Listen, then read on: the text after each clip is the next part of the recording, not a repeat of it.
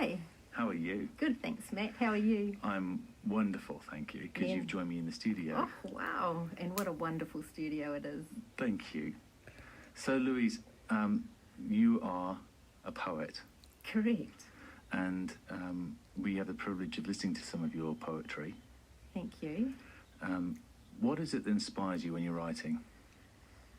What inspires me is basically giving hope to people.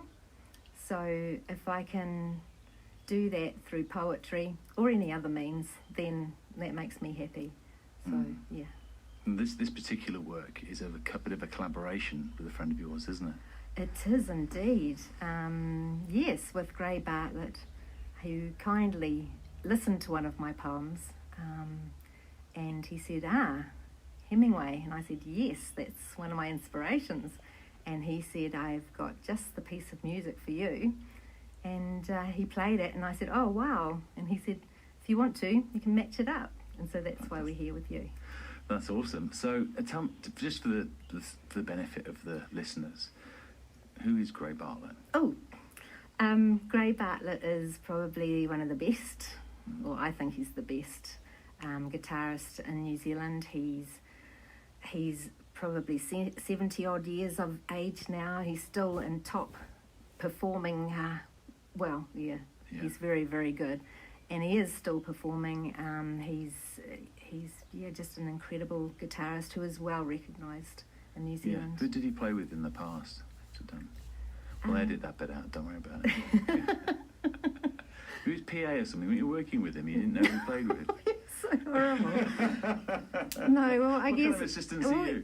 It's really funny that you say that, because what happened was he hired me as PA/publicist with bringing in people like Tommy Emmanuel and Hank Marvin. Wow. And that's what I mainly worked on with him, and I didn't really know that he was so great. Hey y'all, you're listening to the RedRoom session. When he put out one of his recent albums, Private Conversations, probably the most recent. And, I just was blown away. His music used to come on in my car, and I was listening, and I'd go, oh my gosh, that's so beautiful. And it was him. And I had no idea. So I kind of came from that admin side, working with him rather than... And next thing you know, there he is on the radio. That's right. You start to see a side of him you didn't realise existed. Yes, and blown away. So he was influenced by Hemingway at the same time, so he was working on a body of work, or a song at least. Yeah, he was influenced by Hemingway a long time ago. So it was just that we happened to match it up when I read him one of my poems. Oh, that's and he said, wow, So you're going to do two poems for us today. That's right. So let's hear the first one. Okay. The first one? What's the influence of this first one? Just really giving hope, I guess. Yeah. Is there a backstory? Where's that hope coming from? I'm going to dig deep, Louise. You have to forgive me. You can tell me to get lost if you like. It's fine. I think the hope. Well, just because things can be so difficult living on Earth for all of us, and really the night pilot, you can take it whichever way you want, whether it's a star shining bright in the sky only, or whether it's a pilot flying his whatever plane very high. It's really just so that you're inspired into knowing that there is more to life than what the drudgery of everyday life. Yeah. Well, let's hear it. Love live music? Tune into the RedRoom Sessions radio show. The night pilot, shining bright, you are a star. I receive you well from afar. You hold a candle to the wind and shine so bright, where to begin? The light, it brings you hope and fame. The light, it leads you far from home. The light, it fills your heart with gold. Your very soul begins to mould. Catapult your fear elsewhere and carry it safely home. Begin again and begin again, till finally you take hold. Darkness, darkness everywhere, but hold your candle close. A feeling that encompasses all will rock you gently home. The fox, the badger, there's food for all. The earth will take its hold and bring you back to see time unfold. Master of your destiny. The pilot he holds very high, his place up in the sky. Tomorrow brings another day, he'll fly you in his plane.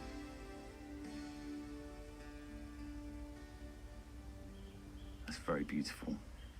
Thank you, Matt. My absolute pleasure. Thank you for sharing it with us. I do happen to know that you like poetry. I do happen to have a soft spot for poetry, yes, I do. Lucky I can't for help us. it. Yeah. All art form, really. Anything that's an expression of the human spirit, that's authentic. Yeah. I think that's the thing you can tell, can't you, with art? You can look at something, or you know, I mean, it's only my perspective, but you look at something and you hear something and you know if it's from the heart, if it's true, if it's, you know, if it's not trying to be something else, you know. Exactly, you've got it. Now, this next poem you're going to read for us, this is something pretty close to my heart as well. It's about one of my favourite artists. Can you tell us a little bit about that, please? So it's called The Well, and the background of it is Chris Cornell, and the way, you know, he was obviously living his life before he passed away, and really it has that side of it that's a bit dark, and then it also includes his daughter. He really loved his daughter. He absolutely adored her, really, and it was vice versa. She adored her daddy, and so that comes into the poem as well. So it's sort of like a sadness, a deep sadness, but also you know, how much love there was as well. Let's hear it. The well, a living hell, I see it now, the way I was back then. I don't know how he followed my cloud, but I hope he leaves it soon. He struggles with his deathly wish, no bounds he's met his match. He follows you swiftly around the land, his words, his deed, indeed they swatch. Lying on his bed at night, the needle well within, he places his hand close to his heart and seeps into a giant well. Comfort he finds when he speaks with you. He knows his heart, he knows it's true. He cannot get out of the grave of earth, but in time he will, you'll see. And when he speaks of you, a tenderness within, he sees the world through your eyes and begins the day again.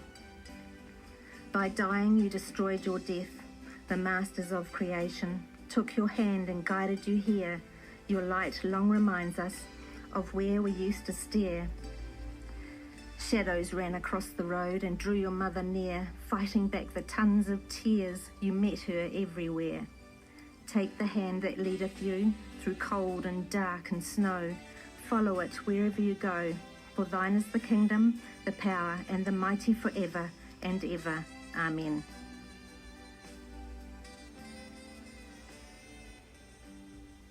That's beautiful. Thank you so much for that, Louise. It really was beautiful. Oh, thank you. Yeah, and I could definitely hear the daughter. Oh, Yeah, great. she's an amazing human being, isn't Yes, she? she is. Yeah. So tell me, what's your plans with these poems, Louise? What are you working towards? Oh, wow. I'm actually in the process of writing a book. Well, I've written the book. I've got 2 more behind it.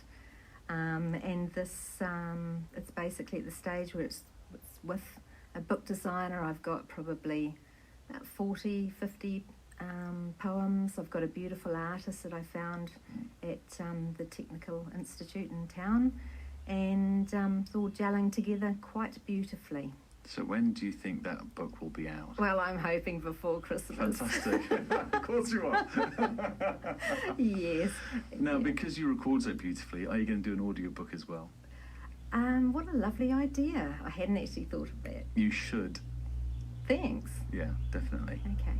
Thanks, Matt. Louise, thank you so much for coming into the studio. I wish you all the very best with this book. The poetry's lovely. Thank you, Matt. Thank you so much for letting me come to these beautiful studios and Anytime be you on like. the show. Or anytime you like. Take care.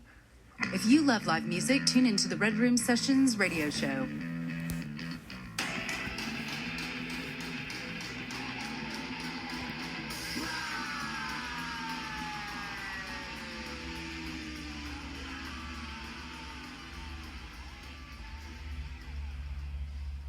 Hi.